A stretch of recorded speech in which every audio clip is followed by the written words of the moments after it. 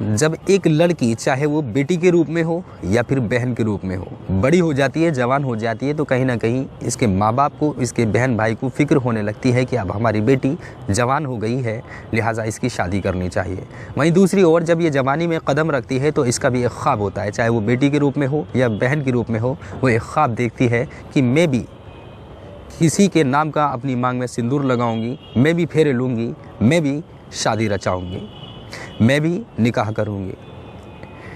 और जिस तरीके से मैं अपने पति को प्यार दूंगी, वैसा ही प्यार मुझे मेरा पति देगा और उसी के नाम से मैं अपनी सारी ज़िंदगी गुजार दूंगी। ऐसा ही एक ख्वाब एक बेटी देखी है, लेकिन इस बेटी को नहीं मालूम होता है कि उसकी शादी की पहली रात ही उसके लिए बहुत ज़्यादा स्याह और खौफनाक होगी। यकीनन पूरी वारदात को सुनने के बाद आप भी सोचने पर मजबूर हो जाएंगे, क्या दुनिया में कोई पति अपनी पत्नी के साथ ऐसा भी कर सकता है। नमस्कार, आदाब, सत्य श्री अकाल। में हूँ आपके साथ याह्या खान सोज़द। दोस्तों, मैं बात कर रहा हूँ इटावा के चोबिया थाना क्षेत्र के एक गांव की, जहां पर एक परिवार रहता है, जिस परिवार में एक 25 साल की बेटी रहती है।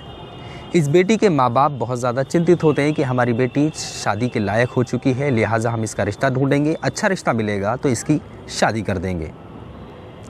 वहीं रिश्ते को खोजने का प्रयास किया जा रहा होता है। माँ बाप का प्रयास रंग लाता है और उनको एक रिश्ता मिल जाता है, फिर जिसके बाद रिश्ता तय कर दिया जाता है, रिश्ता पक्का हो जाता है और शादी की तारीख भी रख दी जाती है। शादी की तारीख नज़दीक आ जाती है और शादी की तैयारियों में पूरा घर जुट जाता है। इस बेटी की शादी बड़े ही धूमधाम से की जाती है, नाचना गाना होता है और सभी लोग तैयारियों में जुट जाते हैं कि कब बारात आएगी और कब हम इनके फेरे देखेंगे। फिर जिसके बाद 28 नवंबर को बारात आ भी जाती है।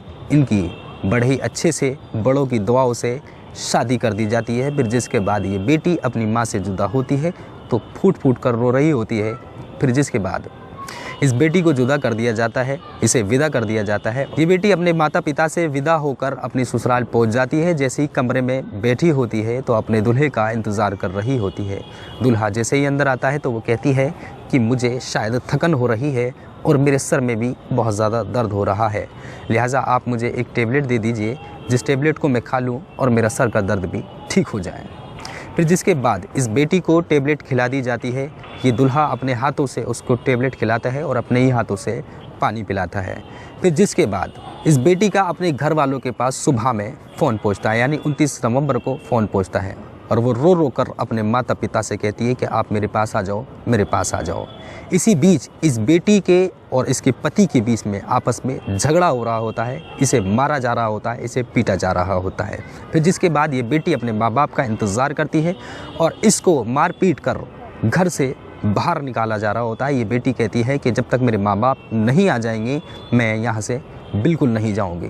सुबह में इस बेटी के माँ बाप घर पहुंचते हैं, इसकी ससुराल पहुंचते हैं और पहुंचने के बाद इस बेटी से पूछताछ करना शुरू करते हैं तो वो देखते हैं कि बेटी की हालत गंभीर होती जा रही है। फिर जिसके बाद इस बच्ची को ज़िला अस्पताल भर्ती कराया जाता है। वो रो रो कर अपने दर्द को बयान करती है। वो कहती है कि मेरे साथ गैंग रेप हुआ है।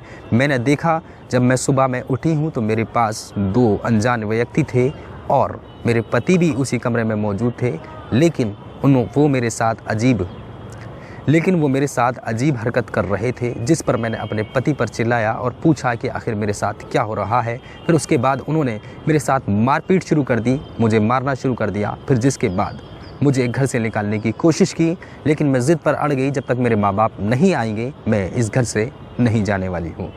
वहीं जब हमारी टीम ने इस पीड़िता की माँ से बात करने की कोशिश की तो उन्होंने बताया कि इससे जब मैंने मालूम किया था कि आखिर तुमने मेरी बेटी के साथ ऐसा क्यों किया, तो उसका ये कहना था कि मुझे तुम्हारी बेटी पसंद नहीं थी और मुझे शादी में बाइक भी नहीं दी गई थी, लिहाजा ये सब मैंने इसीलिए किया है। फिलहाल ये मामला पूरी तरीके से पुलिस तक पहुंच गया है। पुलिस ने इस मामले की जांच करना शुरू कर दिया है और पूरी तरीके से पुलिस जांच में जुटी हुई है।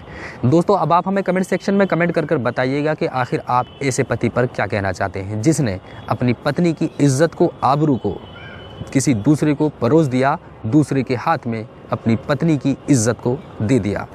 ऐसे पति पर आप क्या कहना चाहते हैं हमें कमेंट सेक्शन में कमेंट करके ज़रूर बताइएगा। दोस्तों, इस घटना को सुनाने का उद्देश्य किसी का दिल दुखाना नहीं था, किसी को ठेस पहुंचाना नहीं था, बल्कि आप सभी को सचेत करना था कि आप जहां भी रहें सुरक्षित रहें।